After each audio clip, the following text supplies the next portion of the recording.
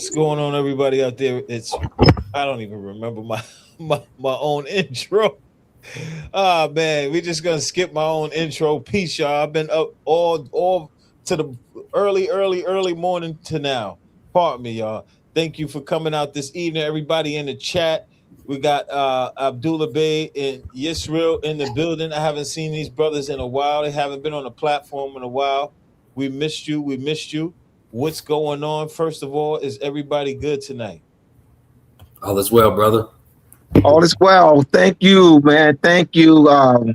This will be King Al Bay from every second Wednesday of the month. King Al Bay will be on from 7 to 8, and this right now will be on from 8 to 9 every second Wednesday of the month. Every second Wednesday of the month. That's Yeah. what's up. That is peace. The brothers are back. The dynamic duo, and they brought King Al Bay with them now. So now, the due process. That was I Oh, didn't even, it opened my mind to like understanding how court works. So that was great. And can we blend due process with this, the political and legal application of nationality? oh, we'll we'll see what we can do. I'll deal with the application of law. I know we'll bring up application of law. Yeah. We'll tie some points in. Mm-hmm. All right. So the political and legal application of nationality. You brothers have the floor. All right. So yeah, peace, everyone. It's a nice presentation of the political and legal application of nationality. All right. So this here is a book cover page that a book that Abdullah and I are co-authoring. Part one of a two-part series, How Nationality Outweighs Race and Color. So we got black, white, yellow, red, brown on the side of race and color, and on the scale, and we see that more French, Chinese, Russian, and Mexican are nationalities, and they outweigh race and color. So we got self-determined. This is the Sankofa bird. We have we've presented these in the prior presentations. Self-determination, self-governance, national consciousness, national self-consciousness, national pride, national culture, national character, national sovereignty, sovereign identity of the state, the state's identity, constitutional name, national identity, constitutional self-governance. These are all elements of nationality. These are the principles, interrelated principles of nationality. And also the back of the book. In part one, we established the foundation for understanding why nationality outweighs race and color through principles of language, law, and identity. This work challenges imposed labels and redirects the reader toward a deeper understanding of self. This is not about color. This is about identity, law, and truth. And in part two of the two-part series, we have the same format. The difference is it expands on the interrelated principles of nationality, national self-consciousness, national consciousness, national pride, national culture, national character, national coat of arms, national seal, national flag, self-governance, national sovereignty, constitutional self-governance, constitutional name, diplomatic protection, treaty protection, consular relations, self-determination, national name, and national identity. And in part two, we expand upon the foundation by demonstrating how nationality connects to sovereignty, law, and protection. It bridges internal awareness with external recognition, showing how identity functions within systems of governance. Without nationality, there is no standing. With it, everything aligns. Okay. So now we're going to get into some critical thought questions. Some critical thought questions regarding the proper application of nationality. First, what is nationality? So nationality is first a socio-political concept of identity before it becomes a consanguineous concept. You want to expand on that a little bit, Brother Abdullah? Well, you have when you're looking at nationality, because it's a collective identity, the social political concept of nationality, and is that it's a collective identity. It doesn't. So you have Yisra'El Bey. That is an individual identity. French, German, Moor, Chinese, Japanese, Dutch, Irish, Mexican, Colombian. Those are collective. That's a collective identity. So that's the way. So the socio-political aspect is that the social part of it is that dealing with tied to culture and rituals and celebration. Like we going back to the two Sankofa birds. So that the two Sankofa birds, there is there's social political aspects or concepts that are on both sides of the Sankofa bird. So it's a collective identity. And then so we have going in further, the people, the sovereign people of Senegal, that is in the preamble of the 1956 Senegalese Constitution, the sovereign people of Senegal.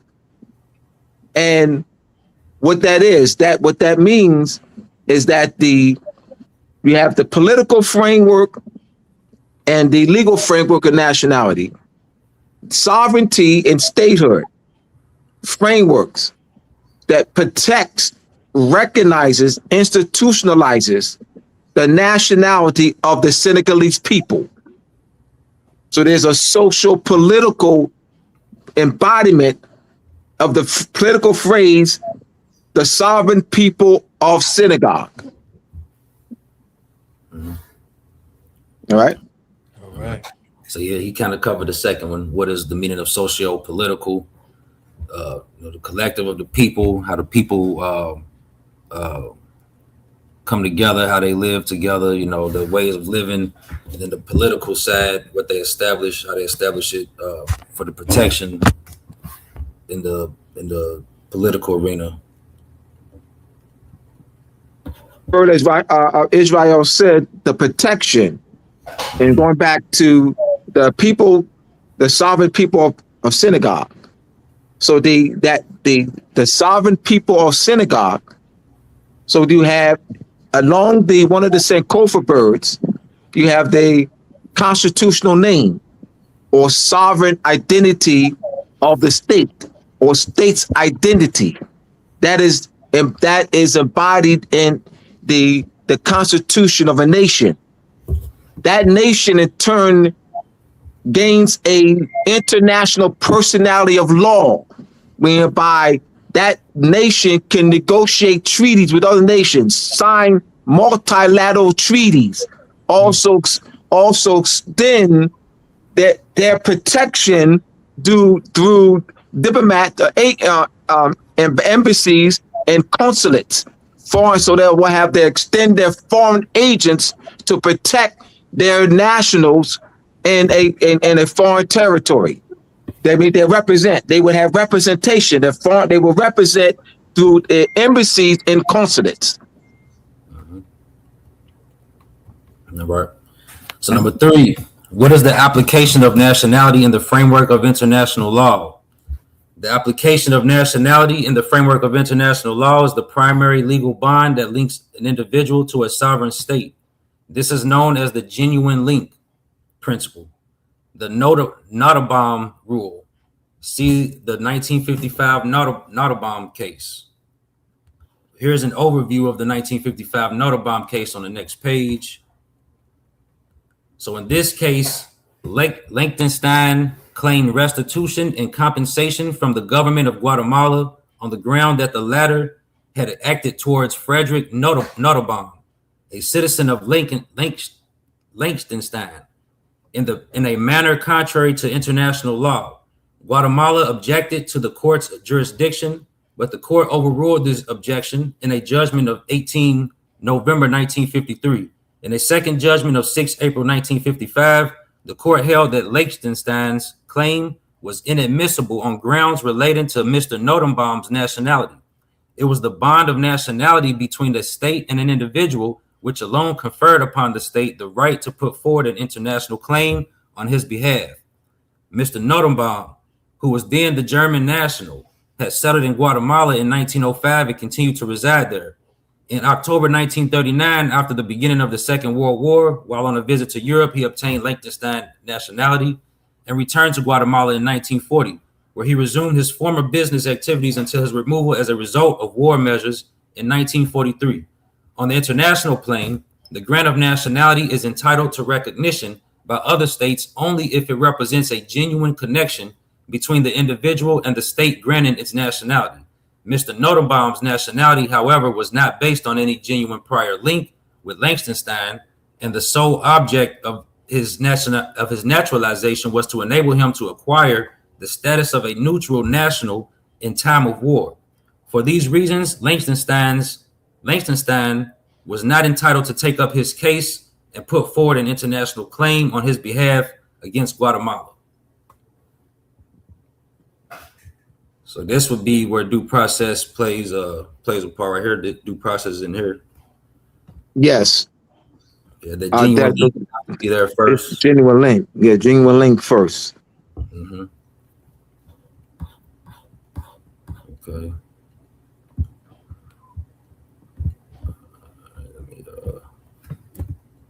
Hey, Ben, what's up, brother?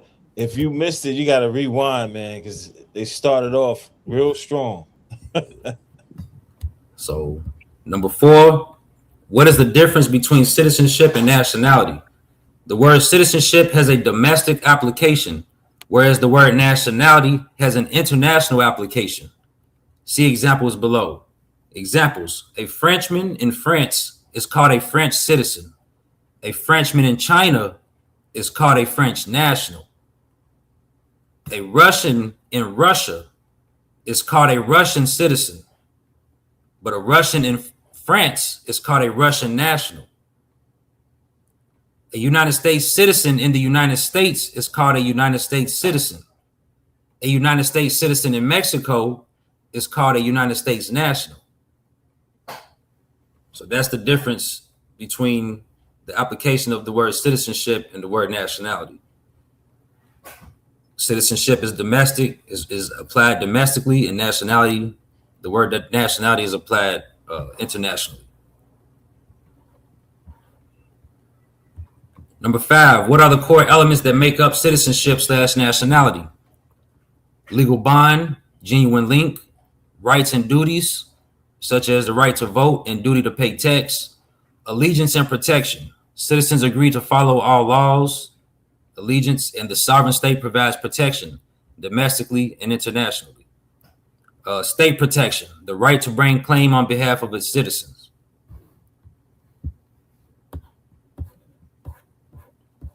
Number 6, what are the core elements that make up? There's another one too that you just diplomatic protection. Diplomatic protection, which that means that the state can diplomatic protection, that the state can extend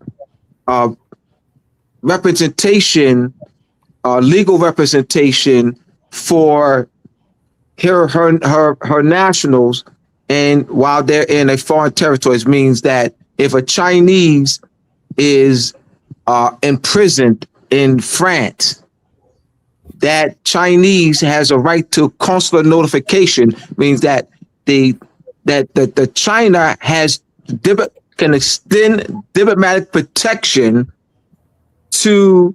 It's not extraterritoriality. All right. So the difference between extraterritoriality, compensatory, or extraterritorial jurisdiction. That's not it. This is different from that.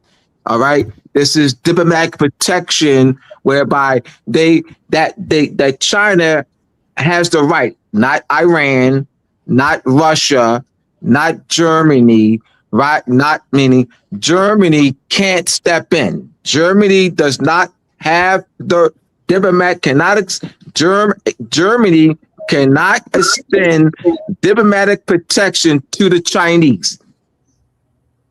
France cannot. Mexico cannot extend diplomatic protection to the Chinese and France. Only China can. Why? Because of the first one, legal bond. Yep. The legal bond. That's why.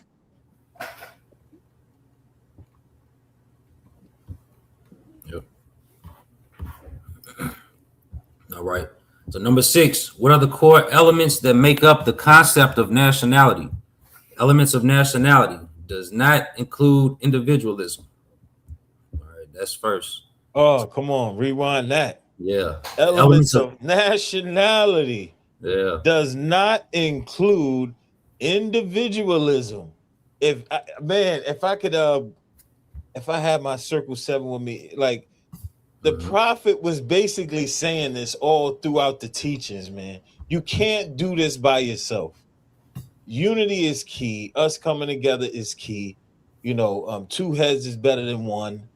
First of all, in the teachings, he teaches we're all bound by cords. So we all affect one another. So the individualism it's not gonna work. It's just it never worked. It's to this day we see it. It's not working. Oh, what? Not and you're right, Ron. Nationality doesn't embody it, the principle, because it's a collective identity. So by mere principle of nationality, by its operation of law, because it protects, the principle, embodiment of the principle of nationality, protects the people, in the formulation of a state and embodies the sovereignty of the people, but it's collective. So by principle, so you say, well, I am Chinese. Which means that's not an individual. There's no individual like Yisra'El Bey. That's individual identity. But I am Chinese means that when you say I am Chinese, that you are legally bonded to China, and you have by that legal bond and allegiance, China has an obligation to protect you. Right. You are protected under Chinese sovereignty. Wherever you are in the world means that China can extend diplomatic protection. If a Chinese commits a crime in France, the Chinese is going to be judged under French law, unless China and France do a treaty, has extraterritoriality. There's an extraterritoriality clause whereby Chinese laws will apply to the Chinese and France. That's extraterritoriality or compensatory or extraterritorial consular jurisdiction. But that's not diplomatic protection. It's different. Yeah. And I just wanted to reiterate that point. It's in this fine. There'll be times throughout our presentations that we reiterate points. And I do this so that we can make it stick. Right. All right. So the first, we have one element, the far left hand column or whatnot, consanguineous aspect of nationality. That's consanguinity, ancestry, parentage, descent, genealogy, pedigree, and lineage. Then we have the socio-cultural aspect of nationality. Language, dress/headdress, ceremonies, holidays, rituals, festivals, dance. Religion as well would be under there. So political, then we have the political framework of nationality. This involves defining the national identity of the people. And you'll see this in the constitutions, as Brother Abdullah was mentioning, the political term, the people of. That's the concept of the political framework of nationality. The people of Burkina Faso, the people of France, the people of China. Then we have the legal framework of nationality, which involves the legislation and execution of nationality laws, such as just sanguinis, just soli, and naturalization. Just sanguinis is the right of blood, or the law of blood, and then just soli is the law of the land, or law of the soil, and naturalization.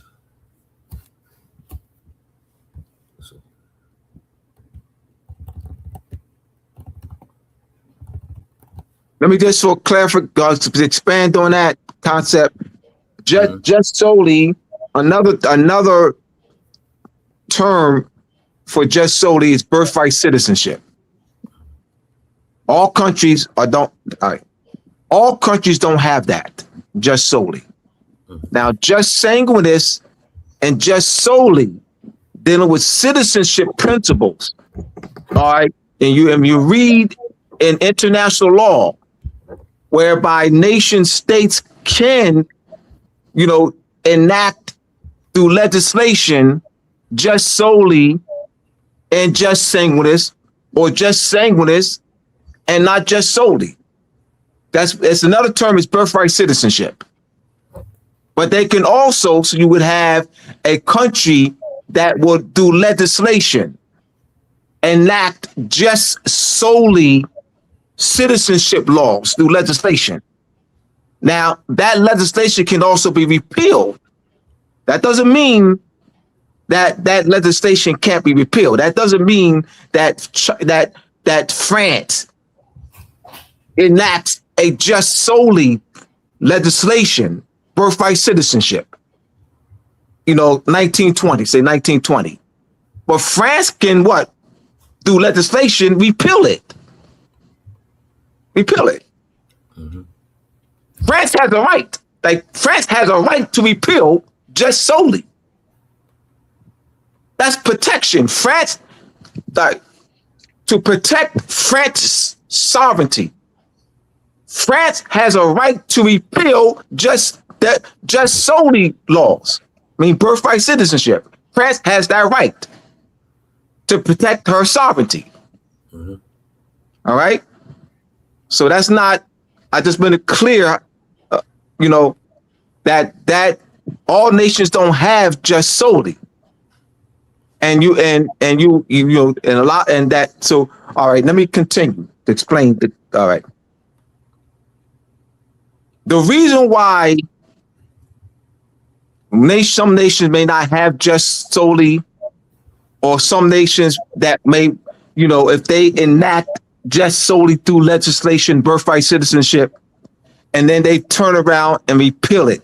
If they see that their sovereignty is being threatened, or you would have a lot of foreigners this deals with protecting their sovereignty. All right. And I'll just leave it at that, though, so they can understand that how just solely and just sanguinis are, and that's why it falls under the legal framework of nationality. All right, now let's look at the political framework of nationality. Mm-hmm. The sovereign people of synagogue. That's the people of synagogue. They are the sovereign body. That's not through legislation. That's through constitutional construction. What that means is the word people is a political phrase that refers to popular sovereignty. And what that means is that the people of synagogue extend their collective effort sovereignty to that's embodied or reposited in the Senegalese constitution. So the Senegalese constitution serves as the repository for the collective sovereignty of the people of Senegal. That is the national body of Senegal. Nobody else. Naturalization. So Senegal is their natural mother. Senegal is the natural mother of the people of Senegal. Now you have through naturalization, all right, or maybe through legislation, just solely birthright citizenship is legislated, all right, or you have naturalization, but that's adopted. You are a foster care child. But the people of Senegal, that's the sovereign body. That will always supersede. The sovereign body always will supersede that which any foster care parent, any foster care child. The natural children will always take precedent over a foster care child. Meaning, I'm using that because it's adoption. It's adoption. A naturalization is the concept of adoption. Right. So you have natural mother, foster care mother. So the phrase, the people of Senegal, the people of Republic of China, the people of Iran, the people of Iraq, that deals with the sovereign body and the natural people of the land, the natural people, the sovereign body. That always takes precedent. Those interests, their interest always comes first and always take precedent. And like I said, just solely birthright citizenship can be repealed. Naturalizations paperwork can be revoked. All right. And that's because the nation has a right to protect the sovereignty. Okay. All right.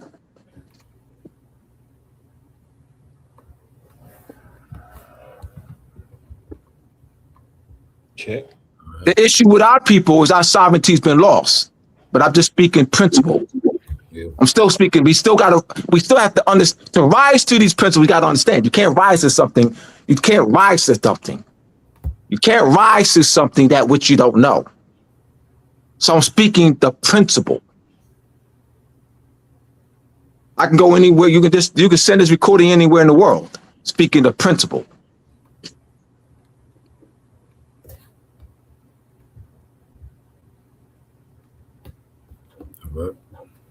So number 7, how does nationality connect a person to an existing state? Nationality connects a person to an existing state through the legal bond of allegiance, which establishes reciprocal rights and duties such as state protection domestically and internationally. What state or country does the word French connect to? France. All right. What state or country does the word German connect to? Germany. What state or country does the word Irish connect to? Ireland. What state or country does the word Nigerian connect to? Nigeria. What state or country does the word Sudanese connect to? Sudan. What state or country does the word Moor connect to? Morocco. What state or country does the word black connect to? And there is no state that the word black connects to. No state or country. What state or country does the word white connect to? And the same for that. There is no state or country with the word. And we're using equal opportunity. I said to Israel back in the summer of last year. In the summer of last year, I said to Israel, when we were talking. I said that from this point on, from this day forth, we will always be equal opportunity. We've been unconscious Moors have been unconscious Moors have not been equal in using equal opportunity. We've been black, nigger colored, black, nigger colored, black, nigger colored, but not white. Black, nigger colored is not nationality. Black, nigger colored is not nationality. But we didn't say about white either. So I said, Yisra'El, this was last summer, he'll tell you.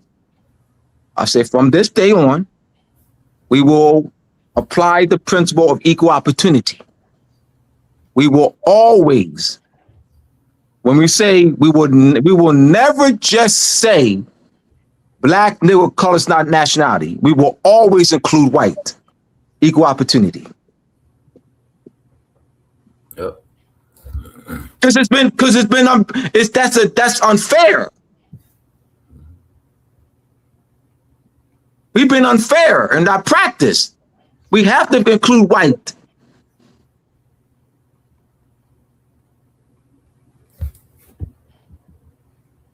That's a good point.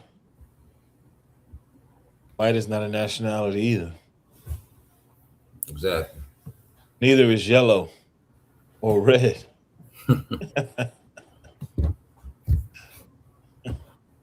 And brown.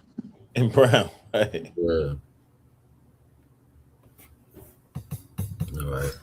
So, number 16, pursuant to the United States Office of Management and Budget, Federal Directive number 15, Race and Ethnic Standards for Federal Statistics and Administrative Reporting, does the word black denote any scientific, anthropological, or consanguineal / bloodline connection to any people on the planet?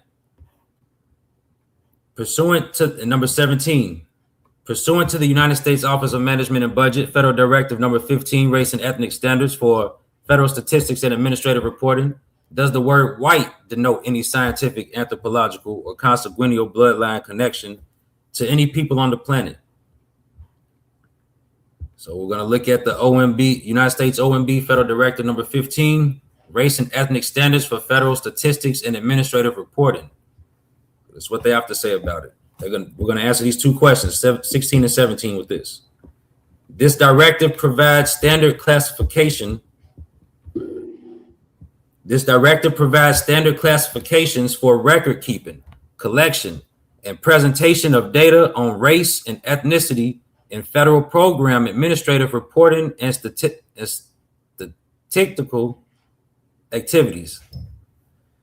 These classifications should not be interpreted as being scientific or anthropological in nature.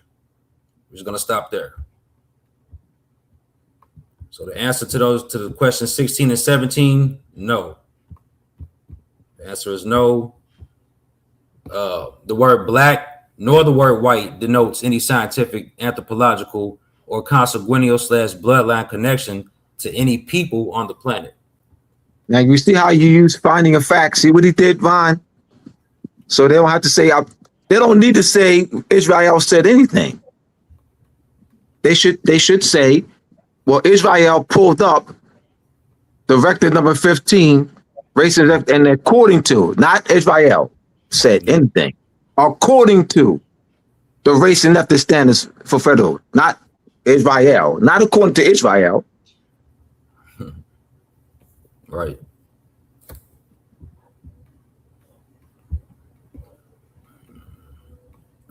So number 18. Yeah. Do the people who are classified as black under the United States OMB have a political connection to the United States? Give at least one source to support your answer.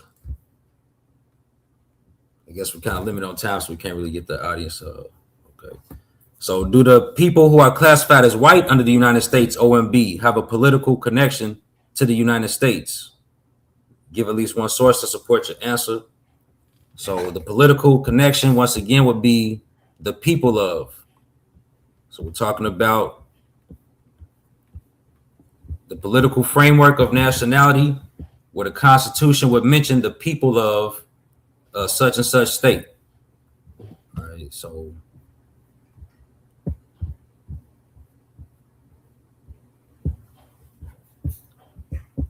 the United States Constitution does not say the black people of the United States or the black people of anything.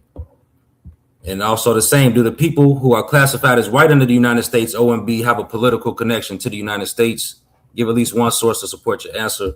And the United States preamble is that source to support my answer, to say no, there's no political connection, because we the people in the preamble for the United States was referring to the people of the 13 original states, which were identified by nationalities at the time.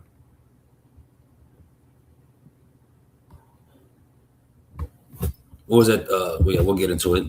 So Yes, subjects of Great Britain. Mm-hmm. Before they be subjects of Great Britain. Yeah. So English. Meaning that of England, meaning that all right, they're great. It's back in the 1600s. All right, when these English colonies were formed, English colonies in the 1664 onward, 1700s, English colonies were formed. They're English. They're still English. Being born here didn't remove the fact they're still English, of English descent. Mm-hmm. Let's talk in genealogy, heritage, pedigree. They're English to this very day. United States is not the descent. The English is descent to this very day. All right, what is the descent? The descent, the genealogy, the ancestry of those who drafted the United States Constitution, those who established New York State in 1777, North Carolina State, South Carolina State, Maryland State. Mm-hmm. They were established in 1776, 1777, all right. They're English descent. That's their genealogy. That's not changed to this very day. See, they've been using this France Linnaeus and Francois Bernet, Johann Friedrich Blumenbach, racial paradigm and black, white, red, brown, and yellow. It don't matter what you call yourself. Black, white, brown, red, brown, and yellow.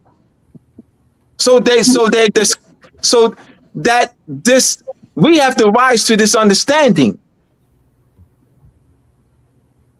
Would you say they preserve this knowledge? Their research, Ron. I had a book. I got a booklet that had multiple books years ago, 1998. In 1998, ordered from the Royal something Society, Royal Genealogy Society. I became a member, and they sent me their order book with about 100 pages, different books, you know what I mean, and genealogy. And I'm like, whoa! So I can speak on this. They do heavy study in this. Scottish, German, Swedish, because you have Swedish colonies, German. So they have done studies on this of genealogy and heritage. This is huge for them. Why? Because they're preserving the knowledge of their genealogy, their ancestry. They're preserving their tie, their birthright tie. I gotta find that book this is major. We've been robbed of this knowledge. There's black, white, white supremacy, black power, black, white, brown people of color. I mean, you see what happens with damaged goods. With damaged goods.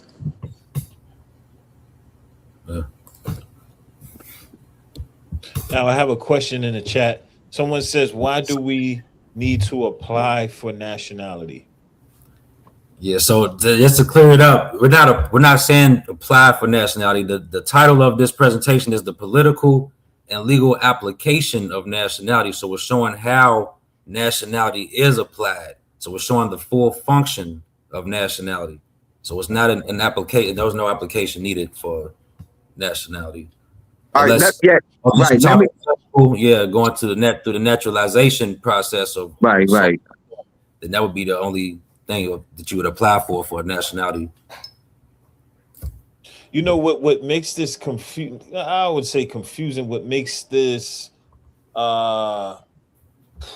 it's like unbelievable, because it's like, you mean to tell me these people, whoever were control of the language and law, took their time out to spin everything to keep everyone uh, um, outside of natural law, if you will?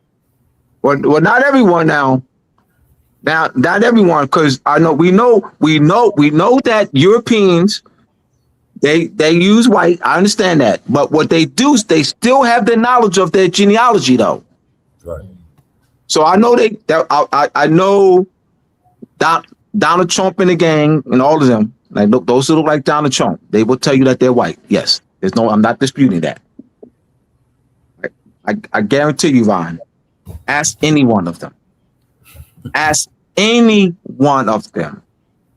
10 million of them. 20, bring them. Ask any one of them. Oh, my grandmother is Polish. Yep. Donald Trump said it. My right. Yeah, Donald Trump let it be known his grandfather was German. Thank you, Israel. Thank you. Same concept with the Mariah Carey situation, Same to her too. She said, we said Irish. Grandmother, the Queen of Irish, Ireland. Father's great grandmother was Yep. She sure did. Nationalities. She mentioned 2 nationalities. He said in this country she would call herself black. Yep. Or she would be called black in this country. Yep. In this country, she sure did. But she did mention 2 nationalities. Irish. Mm-hmm. And what's the other one? Venezuelans. Thank you. Mm-hmm. She sure enough did. Yeah. Thank you for that. That was We played that on here. Yeah. So number 20. Do the people who are classified as white under the United States OMB have a legal connection to the United States? Give at least one source to support your answer. And yes, there is a legal connection. The source and application of the modern race paradigm. Carl Linnaeus, 1758, 10th edition, Systema Naturae, classification system. Homo Europaeus, Albescus, white. Homo Asiaticus, Liriticus, yellow. Homo Americanus, Rebescus, red. And Homo Africanus, Niger, black. So this, then you have Johann Friedrich Blumenbach's on the right, 1795, 3rd edition, Natural Varieties of Mankind classification system. Caucasian, Caucase, white. Mongolian, Mongolese, yellow. Americane, red. Ethiopian, Ethiopique, black. And Malayan, Malay, brown. So you have United States Congress, free white person in the 1790 United States Naturalization Act, March 26, 1790. And then in the United States Office of Management and Budget defines white as a person having origins in any of the original peoples of Europe, North Africa, or the Middle East. So this is pertaining to the legislation. So Congress, United States Congress, legislated that free white persons in the 1790 United States Naturalization Act, only free white persons could become naturalized in the United States, March 26, 1790. So that's the legal side of things, because we're dealing with the lawmaking Congress. You know, and then you have they are associated. They applied. They adopted the call Linnaeus is 1759, 1758. Like Congress adopted. Be clear. Yeah. Congress did not come up with it. Right. Congress did not come up with associating European with white. We're showing you that we showing that the United States Congress, that didn't come from the United States Congress. We're showing you right here. Call Linnaeus, 1758, 10th edition, Systema Natura. That didn't come from the United States Congress. The United States didn't exist. 1758. They adopted Call Linnaeus's Systema Natura, one of the first classification right there. They adopted it. Yo, there it goes. They didn't come up. I mean, no, this is we're talking about race. You got to understand the origin of it. Mm-hmm. You have to understand the origin of things. Not in their midstream, from its inception. Yep. Call Linnaeus. This is important. We have to we got to have this knowledge. Mm-hmm. So we have the United States Supreme Court, common understanding / common man's understanding / common knowledge / common sense approach of determining who is white on naturalization case from 1870 to 1952. The common man's understanding would be, as Brother Abdullah mentioned, from Carl Linnaeus, 1758, 10th edition, Systema Naturae. So this is the white / Caucasian. And it started from there. It started the common understanding. The origin of the common understanding is what it is. The 1758 Call Linnaeus Systema Natura. Yeah. And then you have the social engineering of it, but that's the origin. It began there. You have to. So you say common understanding, and you start with 1758, and then you go into how it's socially engineered. The schools adopted, various colleges adopted Call Linnaeus's. You know, he was well known. All right. His grandfather Erasmus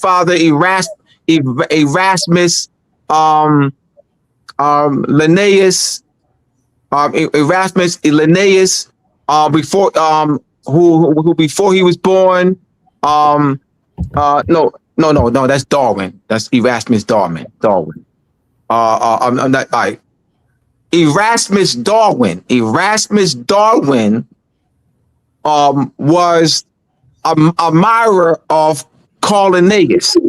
Erasmus Darwin, Charles Darwin's grandfather, translated Call Linnaeus's works into English. All this is important. This is part of the social engineering. This is it right here, man. Yeah. Exactly. And then we're going further and how it's adopted, because Call Linnaeus's works, Johann Friedrich Blumenbach's works, and Francois Burnet's work, they were adopted by colleges.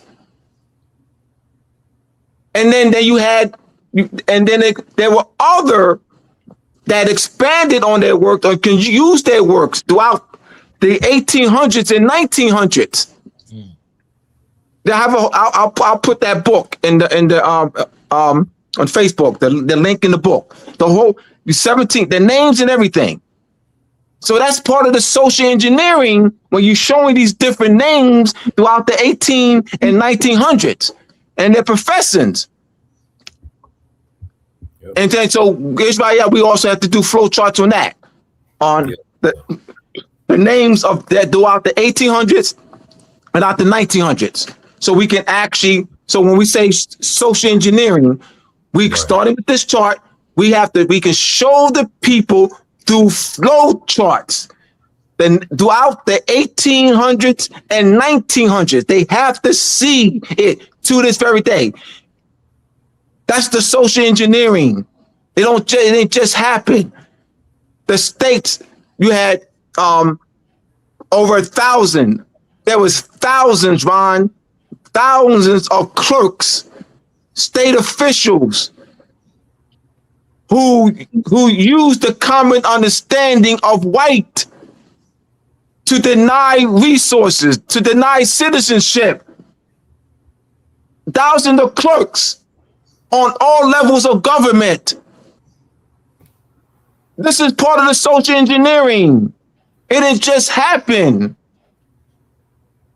The Supreme Court from 1870 to 1952 in 52 cases used the common understanding, meaning they use Linnaeus, 1758, which was adopted by the Congress, first Congress, and at the end of 1789, where they associate the free white person, but they associated white with Europeans, commonly counted by as Europeans. But where that come from?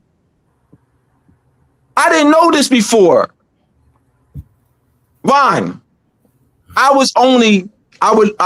this is expanded research. We had only limited those who I'd studied with, Conscious Moors.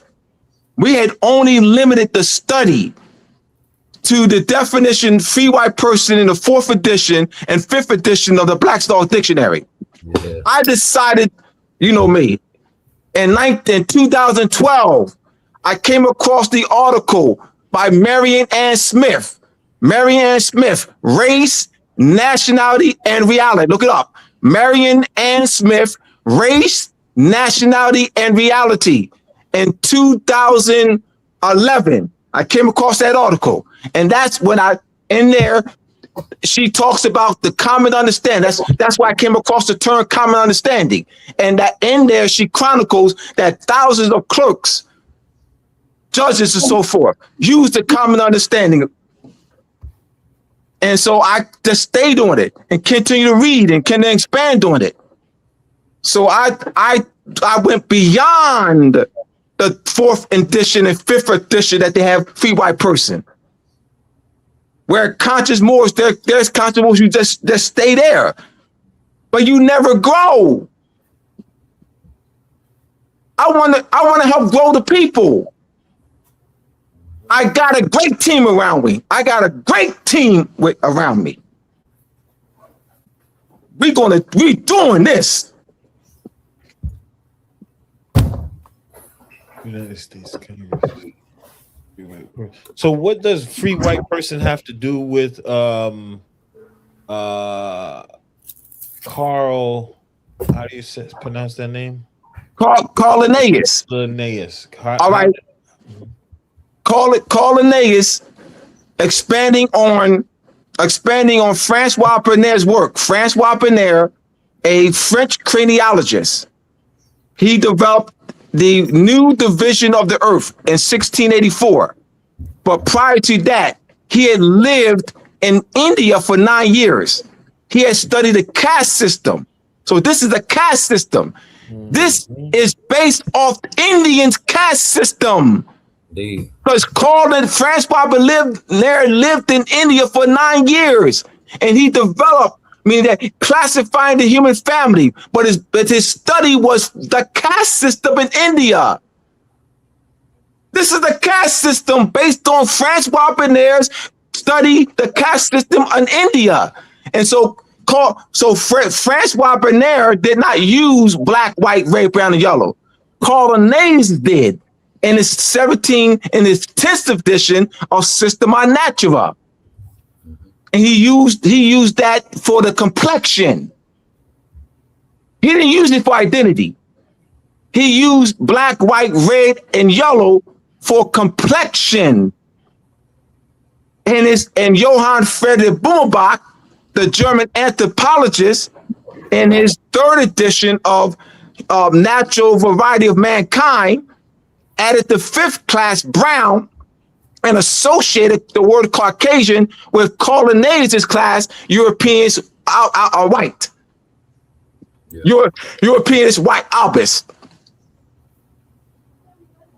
And Caucasian is an ethnic group, just like slave. Slave and Caucasian is an ethnic group. And there are nationalities of people that's embodied in that ethnic group. the Slavic people, the Baltic states. So there are multiple nationalities, but their ethnic group is slave or Slavic.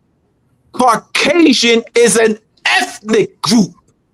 And there's several nationalities within the Caucasus mountain regions. It's not a race nothing. It's no race nothing as its origin. It's an ethnic group identifying an ethnic body of people that embodies multiple nationalities in the Caucasus Mountains. It was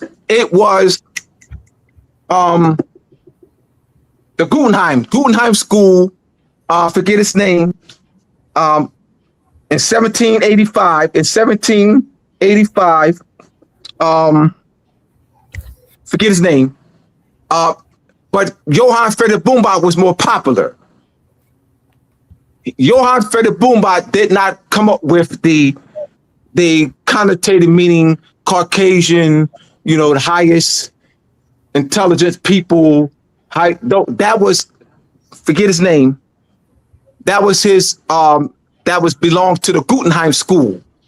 Johann Friedrich Boombach was more popular because he already had his first edition of Natural Variety of Mankind.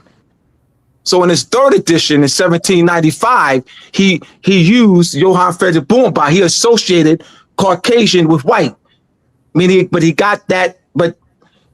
And the meaning that they applied as a race came from, once again, I forget his name, something minor.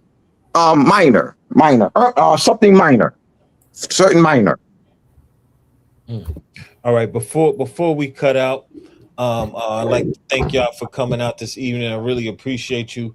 Here you go, man, opening my mind to something else that I was actually trying to figure out. I was trying to figure it out, and you just put it right there on a platter for people to eat. So thank you, brothers, for doing this great research. I truly appreciate it. I took pictures of this right here. Man, this is y'all should create some kind of flashcards or something like that. Because I was talking about that one day. Yeah, definitely. Because we got more charts to make. This part of our series of book series.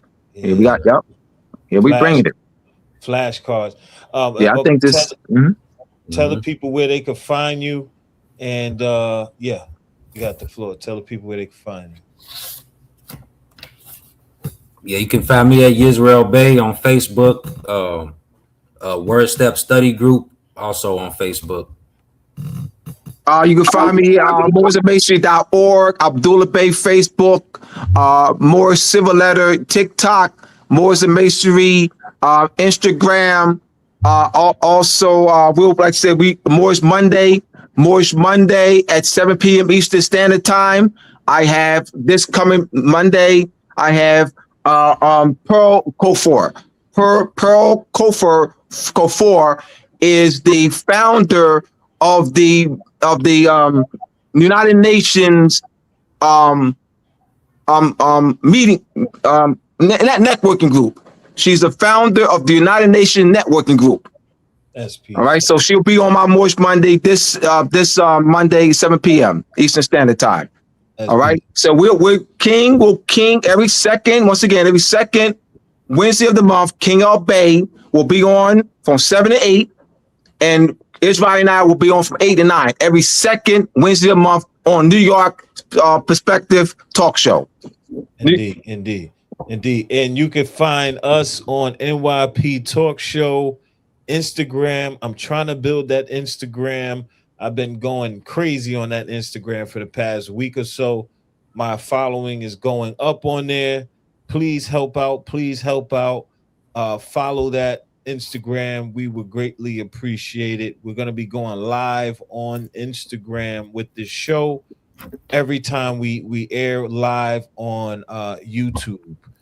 Once we get to 1,000 followers, so we're getting close to 1,000 followers right now. We're at 691. Help out, join the movement.